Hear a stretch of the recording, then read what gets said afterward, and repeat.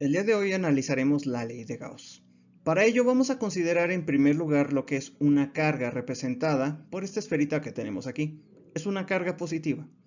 Ahora, consideremos todo lo que son las líneas de campo eléctrico que están definidas por E.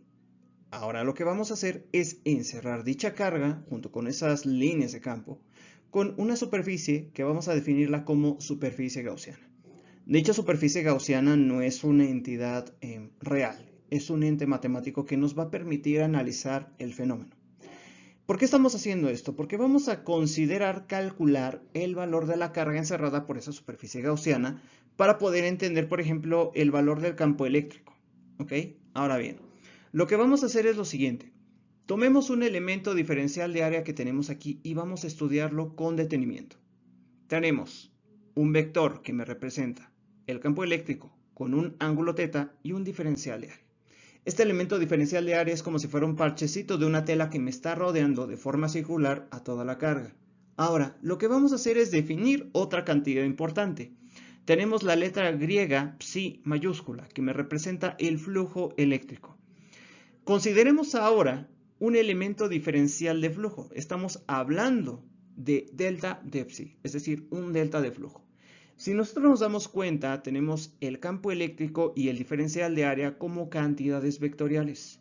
Si nosotros hacemos el producto punto, vamos a obtener lo que es la componente normal del campo eléctrico que pues contribuye al flujo a lo largo de ese elemento diferencial de área. Entonces, por definición de producto punto, tenemos que es E por el diferencial de área por el coseno del ángulo. Ahora bien, esto que tenemos aquí es apenas una porción del flujo en su totalidad. Si nosotros analizamos aquí esta ecuación que acabamos de definir, tenemos que el campo eléctrico total es igual a la suma de esas contribuciones individuales de campo eléctrico que existen en toda la región. Las definimos desde I igual a 1 hasta N dentro de la sumatoria. ¿Ok? Tenemos una cantidad que podemos definirla, por ejemplo, 20, 30, 40. Podemos hacer N infinitesimalmente grande. Entonces, si nosotros aplicamos aquí un límite cuando n tiende a infinito a esa suma, tendríamos pues algo bastante peculiar, pero primero vamos a analizar este pequeño waffle. Si nosotros nos damos cuenta, tenemos lo que son esos pequeños cuadritos. Aquí tenemos todo lo que son estas líneas de campo eléctrico. Es como si nosotros sumáramos todas esas contribuciones de campo eléctrico en cada uno de esos cuadros. Ahora bien, volviendo al punto anterior, aplicamos el límite cuando n tiende a infinito y entonces lo anterior se transforma en esto. Tenemos una integral de superficie cerrada de punto de A, ¿ok?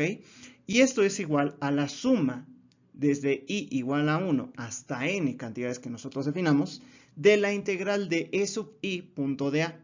¿Qué me representa esto? Pues la contribución de cada uno de los flujos individuales que existen en la superficie gaussiana. Si nosotros sumamos todo esto, obtenemos el flujo total y obtenemos un resultado importante, que el valor del flujo total es igual a la carga encerrada dividida entre epsilon sub 0.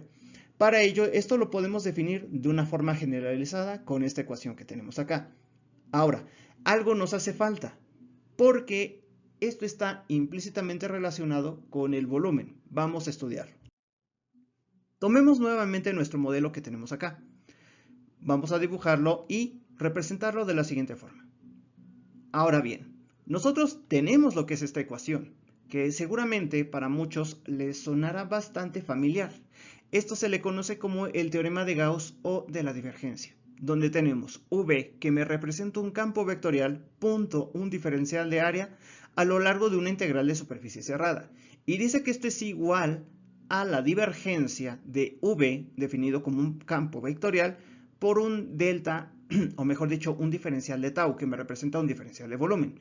Todo eso en una integral de volumen. ¿Qué quiere decir esto? Que la integral de V punto de A es igual a la integral de la divergencia de V con un diferencial de volumen. Es decir, estamos relacionando una integral de superficie cerrada con una integral de volumen.